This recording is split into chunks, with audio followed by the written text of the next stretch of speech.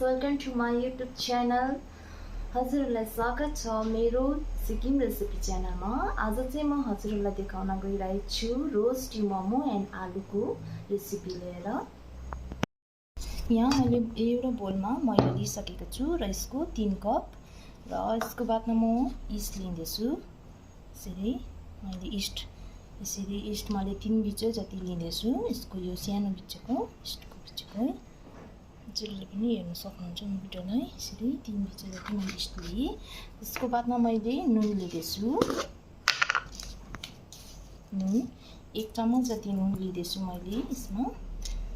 त्यसको बादमा मैले मनतातो पानी यसमाथि लगाउँदैछु, किनभने यो मनतातो पानीले चाहिँ गुन्दाखेरि मैदा छिटो पास हुन्छ, त्यही भएर मैले लिँदैछु। र म मैदा गुन्न गइरहेछु।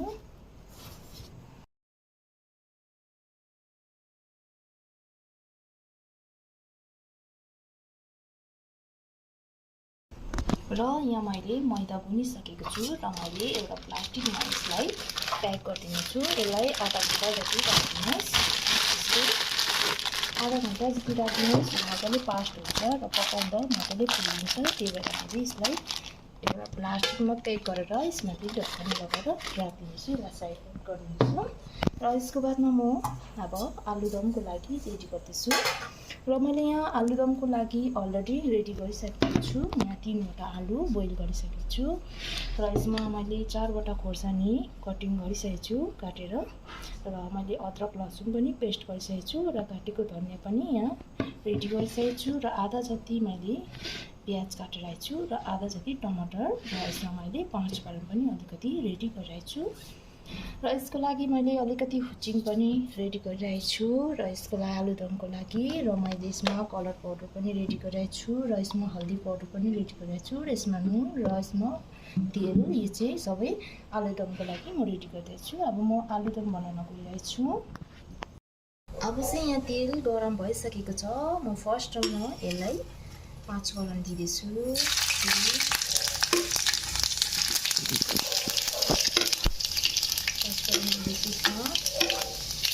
र यसको बादमा म हरियो खोर्सानी दिँदैछु।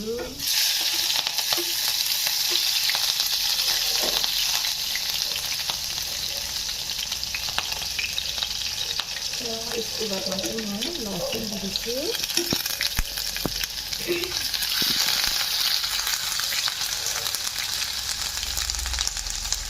हल्का हल्का फ्राई भइसक्यो खोर्सानी, ज्यादा फ्राई नगर्नुहोस्, त्यसलाई हल्का फ्राई गर्नुहोस्। यसको बादमा चाहिँ म प्याज दिँदैछु। यसरी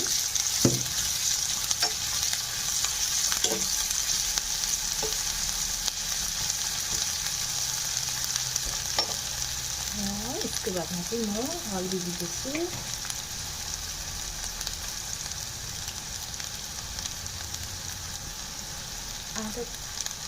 आधा चम्मच जति मैले हल्दी लगाइदिँदैछु। यसरी चलाइदिँदैछु म। र यो प्याज हल्का फ्राई भइसकेको छ, यतिको ब्राउन भइसकेको छ। र यसको बादमा म टमाटर दिँदैछु। यसमा आधा जति काटेको टमाटर।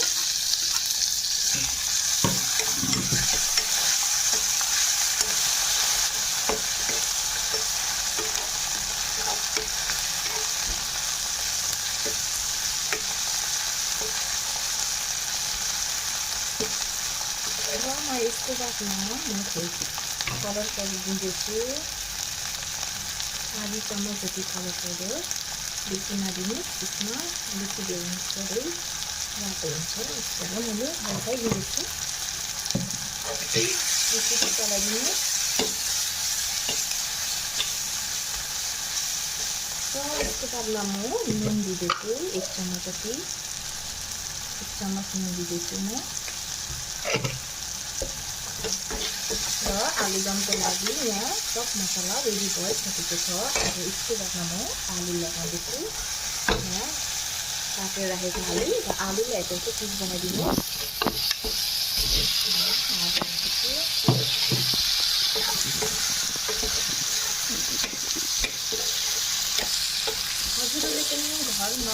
आलुदम स्टिम मोमोको लागि यसरी बनाए हुन्छ।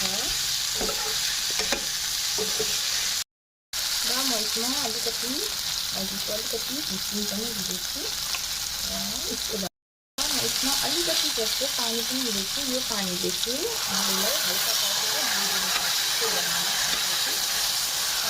आलुलाई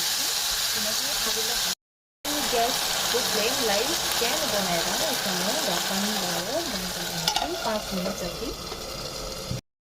अब चाहिँ यहाँ आलुदम पाकिसकेको छ र म हेर्दैछु। हेर्नुहोस् यसको कलर। यसरी म चलाउनेछु ग्यासको फ्लेमलाई फुल गरिदिनेछु।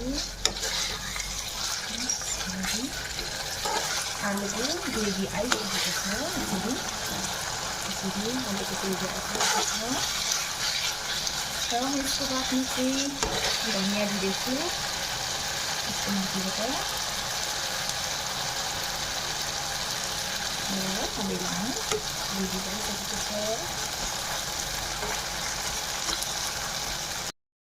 अब चाहिँ यहाँ मैदा पाक भइसकेको छ र म यसलाई निकाल्दैछु।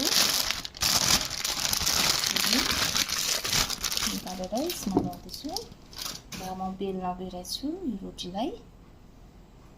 मैदा यसरी भइसकेको छ पास। त्यसरी म यहाँ स्टिम मोमोको लागि बेल्न गइरहेछु।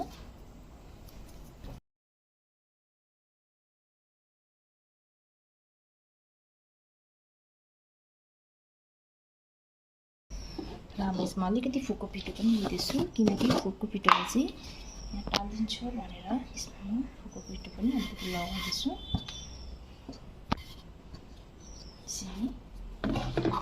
यसको बादमा चाहिँ म बेल्न गइरहेछु।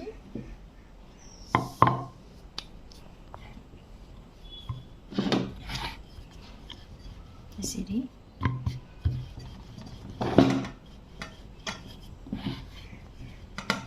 अब चाहिँ यहाँ रोटी रेडी भइसकेको छ। अब यसको बादमा चाहिँ म यसमा हल्का तेल लगाइदिनेछु।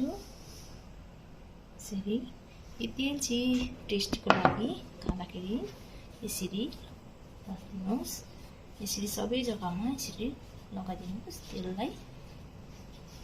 र यसको बादमा चाहिँ फोल्ड गरिदिनुहोस्। यसरी यसलाई यसरी फोल्ड गरिदिनुहोस्। र म रोस्ट मोमो कसरी बनाउँछ भन्ने विषयमा देखाउन गइरहेछु। हेर्नुहोस् हजुरले यसलाई यसरी नै फोल्ड गरिदिनुहोस्। रोस्ट जस्तो भइहाल्यो र रोटीलाई चाहिँ मोटोमै राख्नुहोस्। हजुरले यसरी यसरी गरिदिनुहोस्। दुई साइडमै यसरी यसरी यसरी गरिदिनुहोस् र यसलाई यताकोलाई यस्तो गरिदिनुहोस् र यसलाई नि यस्तो गरिदिनुहोस् र रोस्ट भइसकेको छ। र मैले एउटा भाँडा लिइरहेको छु। यस भाँडामा राख्न गइरहेको छु रोस्ट मोमोलाई। यसरी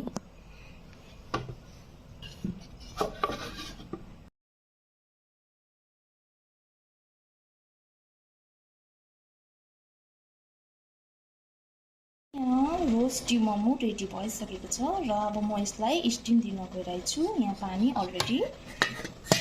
अलरेडी गरम भइसकेको छ र म यसमा दिँदैछु। यसलाई आधा घन्टा जति राखिदिनुहोस्। यो अलरेडी फुल्छ। अब चाहिँ यहाँ आधा घन्टा जति भइसकेको छ 20 मिनट जति र म यसलाई अब एउटा प्लेटमा निकाल्दैछु। रोस्ट मोमोलाई हेर्नुहोस् पाकिसकेको छ, ब्राउन भइसकेको छ। निकाल्दैछु म। हेर्नुहोस् हजुरले रोस्ट मोमो रेडी भइसकेको छ।